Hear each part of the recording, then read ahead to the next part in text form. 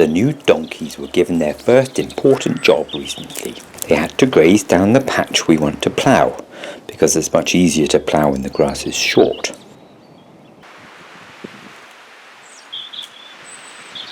We gave them a couple of weeks and they made a difference. Not much of a difference, to be honest, but something anyway. Because the grass sod has to be physically sliced through with the plough, I sharpened the plough knife and set it up as best as I could. And then it was time to bring in the big guys. You have to remember that we haven't done any ploughing since this time last year, and in the meantime, I think we've all forgotten how to do it. Plus, usually we plough the same field we use every year. This is not the same at all. This is heavy wet clay soil with a thick mat of grass on top. Plus, we have to plough uphill because of the way the plough turns the sod to the one side only.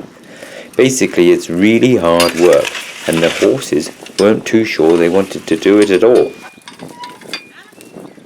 Of course, the first pass has to be dead straight, but the plough can only follow the horses, so if they go in a curve, so will the plough.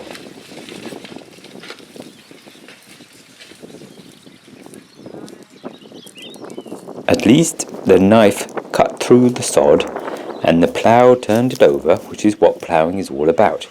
Basically, you're trying to bury the grass so it dies. This is a Norwegian plough and it's designed to be dragged on its side. So we go back to the beginning and try again.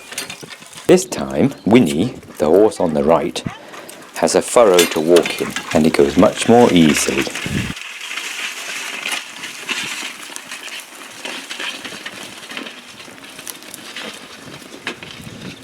We're all quickly remembering what we're supposed to be doing, but it's still hard going, especially for the horses, and the ploughman, and the horsewoman. Dogs have it pretty easy. My job is to try to keep the plough upright so it turns the sod properly, but also try to straighten the furrow by leaning the plough over one way or another as we go along. It can be hard enough just staying on my feet.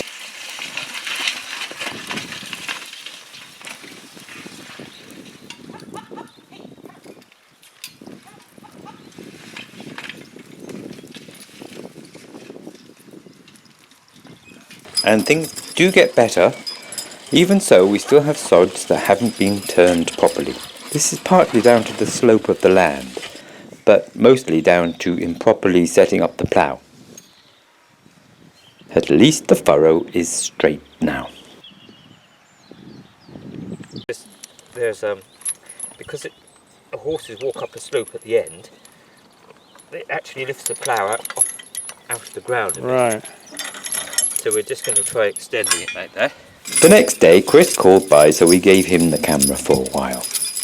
And we also tried Flora for her first time ever at ploughing. Henry is now on the right-hand side, so he walks in the furrow. It's a job he's used to and he's very good at it.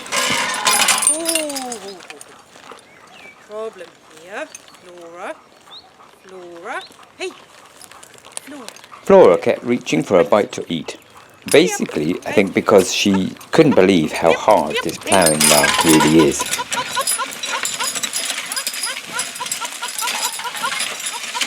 When they are worried about whether they can do a job or not, horses often attempt to run at it, which makes it exciting but quite hard for the rest of us.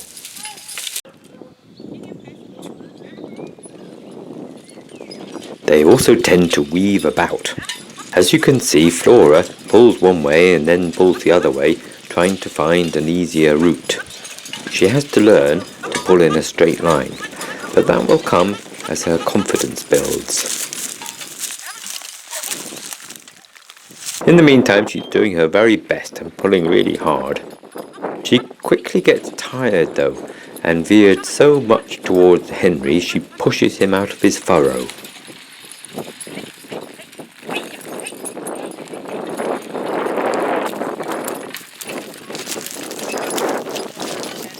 as we go along we have to alter the length of the traces so each horse pulls the same, and also the depth of the cut and the angle of pull on the plough is quite fiddly for such a simple thing.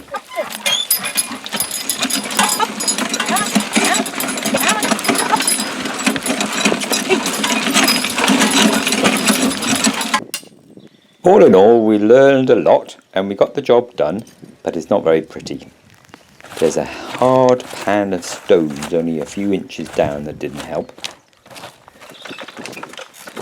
But we have potatoes to plant and it's getting on, so it will have to do.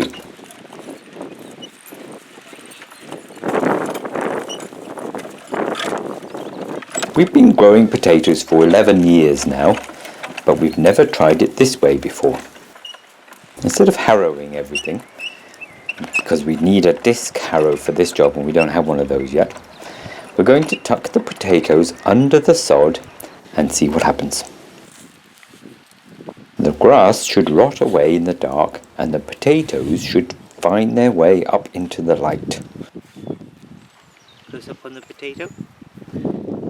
Can't see it because it's too dark in there. Lots of muck goes near each potato too, of course, to feed them. They will get earthed up too as they grow. This is the traditional way around here for planting potatoes, so it will be really interesting to see what happens. Alright, Sandra? Alright. Potatoes are all gone. Muck is gone. Sun is setting. Lots more in the shed though. I know. But tomorrow is another day.